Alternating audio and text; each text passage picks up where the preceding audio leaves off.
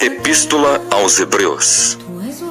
Hebreus 1. Havendo Deus antigamente falado muitas vezes e de muitas maneiras aos pais, pelos profetas, a nós falou-nos nestes últimos dias pelo Filho, a quem constituiu herdeiro de tudo, por quem fez também o mundo, o qual, sendo o resplendor da sua glória e a expressa imagem da sua pessoa, e sustentando todas as coisas pela palavra do seu poder, havendo feito por si mesmo a purificação dos nossos pecados, assentou-se à destra da majestade nas alturas, feito tanto mais excelente do que os anjos, quanto herdou mais excelente nome do que eles. Porque a qual dos anjos disse jamais: Tu és meu filho, hoje te gerei. E outra vez: Eu lhe serei por pai, e ele me será por filho. E quando outra vez introduz no mundo o primogênito, diz: E todos os anjos de Deus o adorem.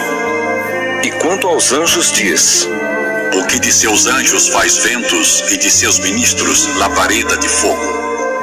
Mas do Filho diz: Ó Deus, o teu trono subsiste pelos séculos dos séculos. Cetro de equidade é o cetro do teu reino. Amaste a justiça e aborreceste a iniquidade. Por isso Deus, o teu Deus, te ungiu com óleo de alegria, mais do que a teus companheiros.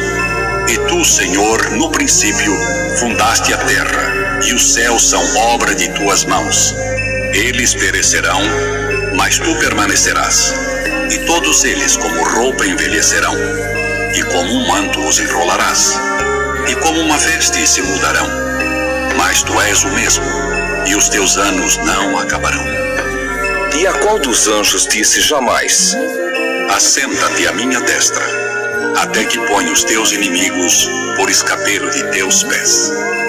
Não são porventura todos eles espíritos ministradores enviados para servir a favor daqueles que hão de herdar a salvação?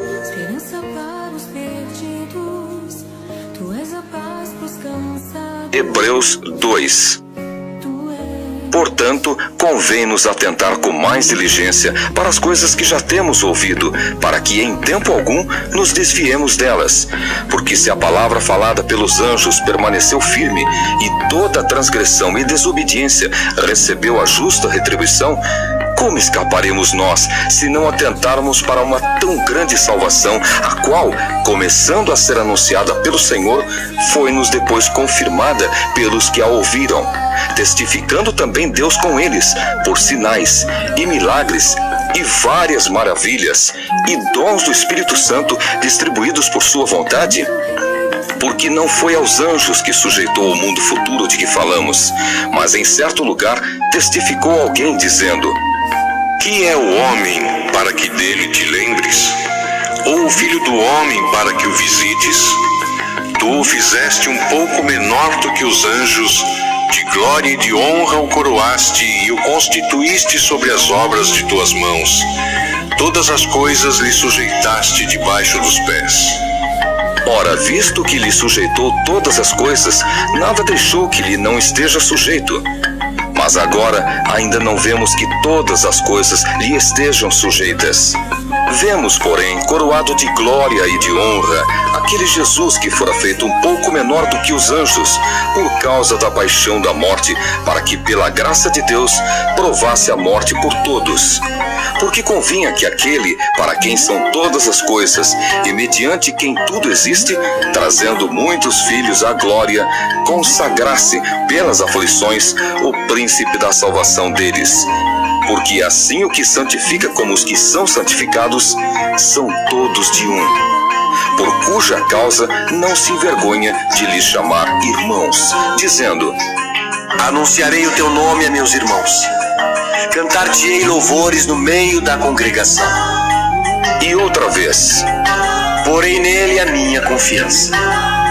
E outra vez: Eis-me aqui a mim e aos filhos que Deus me deu. E visto como os filhos participam da carne e do sangue, também ele participou das mesmas coisas, para que pela morte aniquilasse o que tinha o império da morte, isto é, o diabo, e livrasse todos os que, com medo da morte, estavam por toda a vida sujeitos à servidão. porque na verdade ele não tomou os anjos, mas tomou a descendência de Abraão. Pelo que convinha que em tudo fosse semelhante aos irmãos, para ser misericordioso e fiel sumo sacerdote naquilo que é de Deus, para expiar os pecados do povo. Porque naquilo que ele mesmo, sendo tentado, padeceu, pode socorrer aos que são tentados.